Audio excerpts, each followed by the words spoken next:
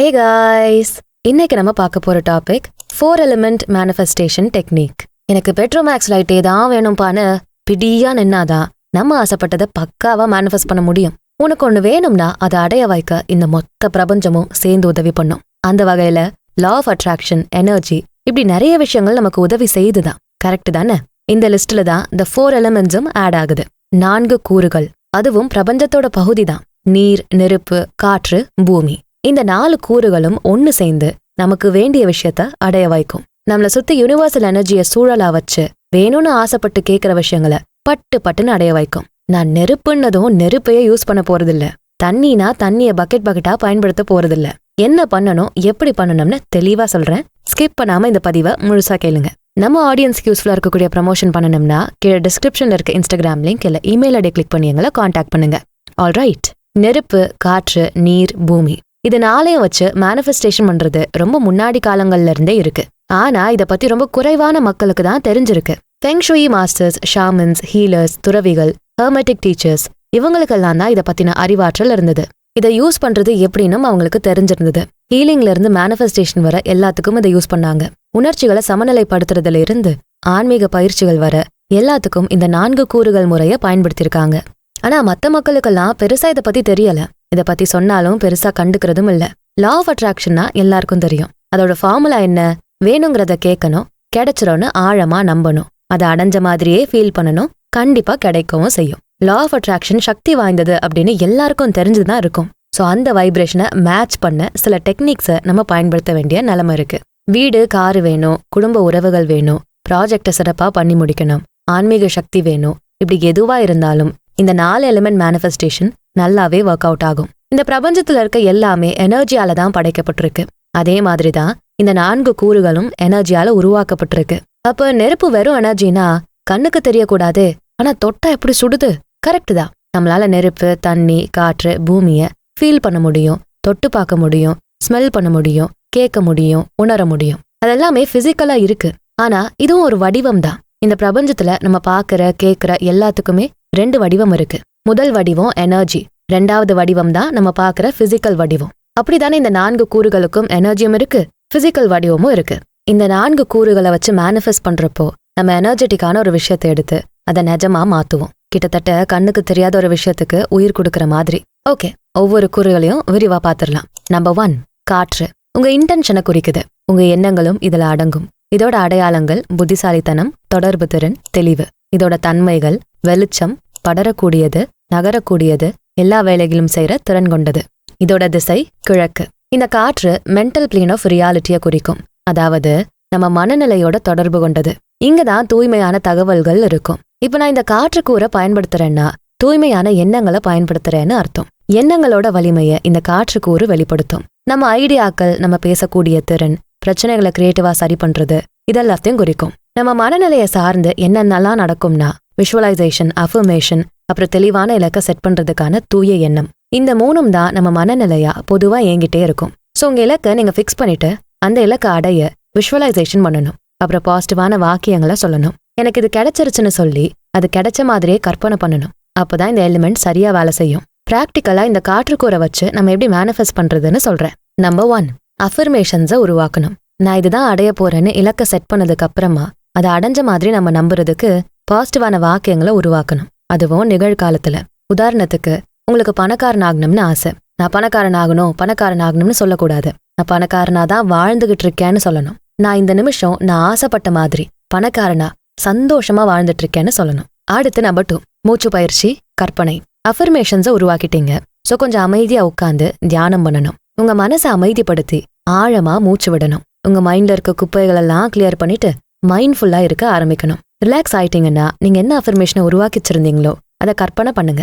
நான் பணக்காரனாதான் வாழ்ந்துட்டு இருக்கேன்னு நீங்க எழுதி வச்சிருக்க அஃபர்மேஷனுக்கு ஏத்த மாதிரி உங்க கற்பனை இருக்கணும். பணக்காரனா ட்ரெஸ் பண்ற மாதிரி, நடந்துக்கிற மாதிரி, பேசுற மாதிரி நல்லா டீட்டெயில்டா கற்பனை பண்ணணும். அடுத்து நம்பர் 3, உங்க இன்டென்ஷன்ஸை எழுதணும். அப்பப்போ மனசுக்குள்ள உங்க இலக்கு சம்பந்தப்பட்ட எண்ணங்கள் வரும். நீங்க ஆசைப்பட்டு கேட்டதுக்கான ஏதோ ஒரு அவுட்கம் வரும். அதை ஒரு டைரி மாதிரி எடுத்து எழுதி வைங்க. ஜர்னலிங் பண்ணுங்க. என்ன எண்ணங்கள் வருதோ அதை கதையா எழுதுங்க. இப்படிதான் இந்த காற்று கூரை பயன்படுத்தி நம்ம மேனிஃபெஸ்ட் பண்ணணும். அடுத்ததா 2வது கூறு தண்ணி. தண்ணி உணர்ச்சிகளை குறிக்கும். இந்த ரியாலிட்டியில உங்க உணர்ச்சிகள் எப்படி இருக்கோ அதை குறிப்பிடுறது தான் இந்த தண்ணி கூறு. இது ஆசைகளின் நிலை. நீங்க எதை ஃபீல் பண்ணாலும் இந்த நிலையில தான் முதல்ல மேனிஃபெஸ்ட் ஆகும். இதோட அடையாளங்கள் உணர்ச்சிகள், உள்ளுணர்வுகள், குணமாகிறது, எல்லாத்துக்கும் அடாப்ட் ஆகுறது. இதோட தன்மைகள் தண்ணியா ஃப்ளோ ஆகுறது, சுத்தம் செய்யறது, அரவணைக்கிறது. இதன் திசை மேற்கு. தண்ணிங்கிற இந்த எலிமெண்ட் நம்ம உள்ளுணர்வையும் உணர்ச்சிகளையும் தான் ஆண்டுகிட்டு இருக்கும். இதான் நம்மளோட சுய நினைவுக்கும் ஆழ்மனசுக்கும் நடுவுல ஒரு பாலமா இயங்கிட்டு இருக்கும். இந்த தண்ணியோட சக்தியை வச்சு நம்ம மேனிஃபெஸ்ட் பண்றோம்னா நம்ம ஆசைகளை இதை உணர்ச்சி பூர்வமா இணைக்கும். பொதுவாவே நமக்கு வேணுங்கிறத மேனிஃபெஸ்ட் பண்றப்போ நம்ம அதை ஃபீல் பண்ணணும். நமக்கு அது கிடைச்ச மாதிரி மனசார ஃபீல் பண்ணணும். அப்பதான் அது இன்னும் எஃபெக்டிவா இருக்கும். இந்த உணர்ச்சிகள் உங்க ஆழ் மனசுல இருக்க எண்ணங்கள் என்ன சொல்லுது, உள்ளுணர்வுகள் என்ன சொல்லுதுன்னு வெளிப்படுத்தும். நம்ம ஆசைப்பட்ட இலக்குகளை ஈர்க்க ஒரு மேக்னெட் மாதிரி இந்த எமோஷன் செயல்படும். இதை எப்படி பிராக்டிக்கலா மேனிஃபெஸ்ட் பண்ண அப்ளை பண்ணலாம்? நம்பர் 1, கற்பனை செய்யணும். நம்ம சாதாரணமா அஃபர்மேஷன்ஸை மட்டும் சொன்னா அதை முழுசா ஃபீல் பண்ண முடியாது. ஆனா பணக்காரனா பெரிய காரு, பெரிய பங்களா, நினைச்ச வாழ்க்கை இப்படி வாழற மாதிரி கற்பனை பண்ணா அதுல அவ்வளோ சந்தோஷம் கிடைக்கும், செம்மையா ஒரு ஃபீல் கிடைக்கும். இந்த ஃபீலிங் தான் நமக்கு வேணும். இந்த ஃபீலிங்ஸ்குள்ள நம்மள மூழ்கடிச்சுக்கணும். அதை அடையிறதுக்கு அந்த உணர்ச்சியோட நம்ம கனெக்ட் ஆகிடணும். அடுத்து நம்பர் 2, வாட்டர் ரிச்சுவல்ஸை பயன்படுத்தணும். ஒரு பவுல் தண்ணி எடுத்துக்கங்க. அதுல உங்க ஆசை என்னன்னு விரலால எழுதுங்க. எழுத்துக்கள் உங்க கண்ணுக்கு தெரியாது, ஆனா உங்க மனசுக்கு தெரியும். அப்படியே அந்த எழுத்துக்களை மனசார பார்த்து ஃபீல் பண்ணணும். அப்புறம் நீங்க எழுதி வச்ச பாசிட்டிவான அஃபர்மேஷன்ஸை சொல்லிட்டு அந்த பவுல்ல இருக்க தண்ணியை குடிக்கணும். இந்த மாதிரி வாட்டர் ரிச்சுவல்ஸ் நிறைய இருக்கு, அதை கூட ட்ரை பண்ணலாம். அடுத்து நம்பர் 3, கடல் மாதிரி தண்ணி சம்பந்தப்பட்ட இடங்கள்ல உட்காந்து தியானம் பண்றது, ஜேர்னலிங் பண்றது. இதெல்லாம் நம்ம தண்ணியோட எனர்ஜியை அதிகமா உள்வாங்க வைக்கும். உணர்ச்சிகள் சம்பந்தமா நமக்கு என்ன பிளாக்ஸ் எல்லாம் இருக்கோ அதெல்லாம் இது சரி பண்ணும். உங்க இலக்குகளோட உங்க உணர்ச்சிகளை இணைக்கிறப்போ இந்த தண்ணி கூறு நல்லாவே வேலை செய்யும். அடுத்ததா 3வது கூறு பூமி. நிஜத்தோட அடித்தளம் இதுதான். இது ஆக்ஷனை குறிக்குது. அதாவது நம்ம என்ன எண்ணங்கள் வச்சோமோ, எதை கற்பனை செஞ்சோமோ அதுக்கான செயல்பாட்டை குறிக்குது. இந்த பூமி கூறுல தான் நம்ம ஆசைப்பட்ட எல்லாமே ஒரு பொருளா நம்ம கைக்கு கிடைக்கும். இதோட அடையாளங்கள் நிலைத்தன்மை, செல்வ பொருட்கள், வடிவமைப்பு. இதோட தன்மைகள் சாலிடா இருக்கணும், நம்பகத்தன்மை கொண்டது, பிராக்டிக்கலானது, அரவணைக்க கூடியது. இதுக்கான திசை வடக்கு.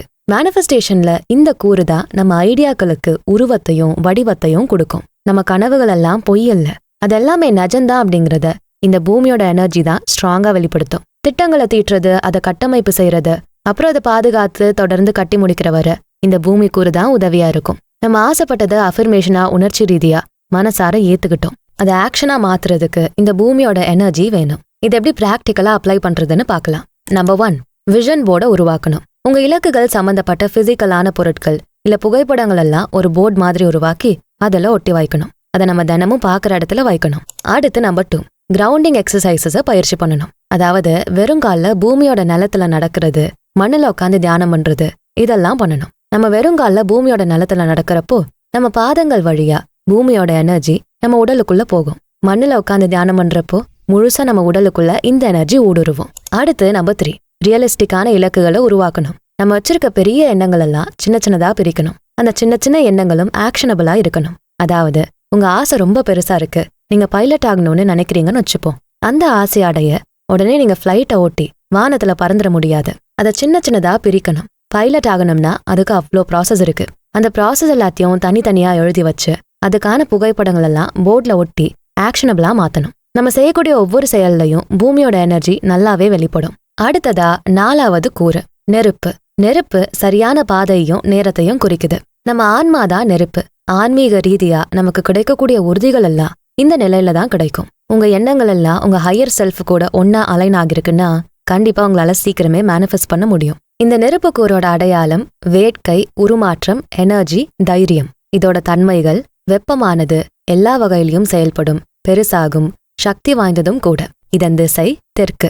உருமாற்றம், வேட்கை, அதன் செயல்பாட இந்த நெருப்பு குறிக்குது. நம்ம செய்யற செயல்கள் எல்லாம் மன உறுதியோட செய்ய வைக்கிற ஃபோர்ஸ் தான் இது. இந்த நெருப்போட சக்தி நம்மளோட மன உறுதியையும் தன்னம்பிக்கையும் தூண்டும். நம்ம எண்ணங்கள் எல்லாம் எதிர்பார்த்ததை விட சூப்பரான ரிசல்ட்டா மாத்தும்.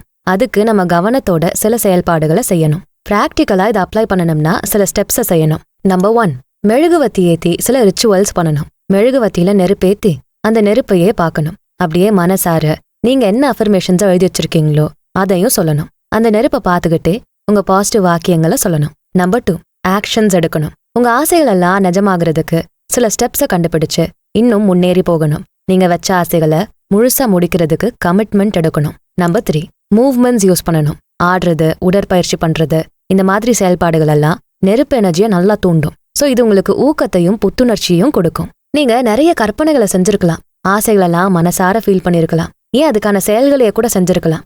ஆனாலும் நீங்க நினைச்சது நடக்கல, ஆசைப்பட்டது மேனிஃபெஸ்ட் பண்ணல. இதுக்கு என்ன காரணம்னு நினைக்கிறீங்க? சரியான வழியில அது நடக்கல. அதாவது உங்க ஆசைகள் நிறைவேறதுக்கான சரியான நேரமும் சூழலும் அது இல்ல. உங்க ஹையர் செல்ஃபால இதை முழுமையா ஃபோக்கஸ் பண்றதுக்கு சரியான நேரம் கிடைக்கல.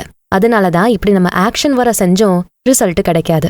இந்த நெருப்பு சக்தியை நம்ம சரியான டைம்ல சரியான சூழல்ல யூஸ் பண்ணா மேனிஃபெஸ்டேஷன் எஃபெக்டிவா இருக்கும். இந்த 4 கூறுகளும் ஒன்னா பேலன்ஸ்டா ஒர்க் பண்ணணும். அப்பதான் மேனிஃபெஸ்டேஷன் இன்னும் எஃபெக்டிவா இருக்கும். ஒவ்வொரு கூறுகளும் ஒவ்வொன்னோட இணைஞ்சு செயல்படும். ஒரு வளைய மாதிரி உருவாகும். நம்ம எண்ணங்கள், உணர்ச்சிகள், செயல்பாடுகளோட மொத்த உருவாக்கம் தான் இந்த 4 கூறுகளும். பூமியும் நெருப்பும் சேர்றப்போ பூமி வடிவத்தை கொடுக்கும். நெருப்பு செயல்பாட்டுக்காக ஃபியூவலை கொடுக்கும். தண்ணி, காற்று ரெண்டும் சேர்றப்போ தண்ணி உணர்ச்சிகளை இன்ஃபியூஸ் பண்ணும். காற்று எண்ணங்களை தூய்மைப்படுத்தும். நெருப்பும் காற்றும் ஒன்று சேர்றப்போ நெருப்பு ஐடியாக்களுக்கு எனர்ஜியை கொடுக்கும். காற்று அந்த ஐடியாக்களை இம்ப்ளிமெண்ட் பண்ண உதவும். பூமி, தண்ணி இது ரெண்டும் ஒன்று சேர்றப்போ பூமி உணர்ச்சிகளுக்கு அடித்தளம் செட் பண்ணி அதை நிலையா மாத்தும். இந்த 4 கூறுகள்ல ஏதோ ஒன்று டாமினேட் பண்ணாலோ இல்ல ஒன்று மறுக்கப்பட்டாலோ நம்ம மேனிஃபெஸ்டேஷன் சரியா வேலை செய்யாது. உதாரணத்துக்கு அதிகமா காற்றோட எனர்ஜியை யூஸ் பண்றோம், ஓவர் திங்கிங் பண்றோம், ஆனா பூமியோட எனர்ஜியை யூஸ் பண்ணல அப்படின்னா நினைச்சது நடக்காது. அதிக பேஷன் இருந்தா நெருப்போட எனர்ஜி அதிகமாகும். ஆனா தண்ணிங்கிற கூரை யூஸ் பண்ணலனா உணர்ச்சி பூர்வமா கனெக்ஷனே இருக்காது. ஸோ ரிசல்ட் கொஞ்சம் மோசமா தான் இருக்கும். இந்த 4 கூறுகளையும் சேர்த்து 4 எலிமெண்ட் மேனிஃபெஸ்டேஷனை நீங்க பண்ணணும். அதுக்கு ஒவ்வொரு கூறுக்கான மரியாதையை நீங்க கொடுக்கணும். ஸ்டெப் நம்பர் 1, உங்க எண்ணங்களை நிலைப்படுத்துங்க. பூமியோட சக்தியை தூண்டணும். அதாவது உங்களுக்கு உண்மையா என்ன வேணும்னு கண்டுபிடிச்சு உங்க இலக்குகளை செட் பண்ணணும். அந்த இலக்குகள் பிராக்டிக்கலா அடையக்கூடியதா இருக்கணும். இதுக்கு டீட்டெயில்டா நீங்க பிளான் பண்ணி ஒவ்வொரு ஸ்டெப்பையும் பார்த்து அடையணும். ஸ்டெப் நம்பர் 2, உணர்ச்சி பூர்வமா இணையணும். தண்ணியோட சக்தியை யூஸ் பண்ணணும். உங்களோட இலக்கை நீங்க கற்பனை பண்ணுங்க. தினமும் உங்களோட உணர்ச்சிகளுக்குள்ள மூழ்கடிச்சுக்கோங்க. ஸ்டெப் நம்பர் 3, எண்ணங்களை தெளிவுபடுத்தணும். காற்றோட எனர்ஜி, பாசிட்டிவான அஃபர்மேஷன்ஸை பயன்படுத்தி திரும்ப மைண்ட்ல ரிஹர்சல் பண்ணணும். இதுதான் உங்க இலக்குகளை இன்னுமே தூண்டும். ஸ்டெப் நம்பர் 4, செயல்பாடுகள், நெருப்போட எனர்ஜி. நீங்க வச்ச இலக்குகள் எண்ணங்களுக்கு ஏத்த செயல்பாடுகளை செய்யுங்க. அது எவ்வளோ சின்னதா இருந்தாலும் சரி. இந்த 4 கூறுகளுக்கும் தனித்தனி டூல்ஸ் இருக்கு. பூமிக்கு கற்கள், செடிகள், மண் சார்ந்த பொருட்கள். தண்ணிக்கு பவுல்ல எடுக்கிற தண்ணி, எசென்ஷியல் ஆயில்ஸ், மூலிகைகள் இதெல்லாம் யூஸ் பண்ணி குளிக்கிறது. காற்றுக்கு இறகுகள், ஊதுவத்தி, விளக்கு, டைரி, பென்னு இதெல்லாம் வரும். நெருப்புக்கு மெழுகுவத்தி, விளக்கு, எரிக்கப்படுற பேப்பர், சூரிய ஒளி, தியானம், உடற்பயிற்சி இதெல்லாம் வரும். இந்த கருவிகளை யூஸ் பண்ணி ஒவ்வொரு குறையும் ஆக்டிவேட் பண்ணுங்க. பிளஸ் 4ஐயும் பேலன்ஸ் பண்ணி நீங்க ஆசைப்பட்டதை மேனிஃபெஸ்ட் பண்ணுங்க. இந்த 4 எலிமெண்ட் மேனிஃபெஸ்டேஷனை பத்தி நீங்க என்ன நினைக்கிறீங்கன்னு கமெண்ட்ஸ்ல சொல்லுங்க. இந்த வீடியோ பிடிச்சிருந்தா இதுக்கு ஒரு லைக்கை போட்டுட்டு உங்க ஃப்ரெண்ட்ஸ் அண்ட் ஃபேமிலிக்கு ஷேர் பண்ணுங்க. நம்ம channels beyond the ordinary and body and soul Tamil ரெண்டுத்துக்கும் சப்ஸ்கிரைப் பண்ணிட்டு பெல் ஐக்கானை அழுத்திருங்க. நான் உங்களை அடுத்த வீடியோல பார்க்குறேன். நன்றி.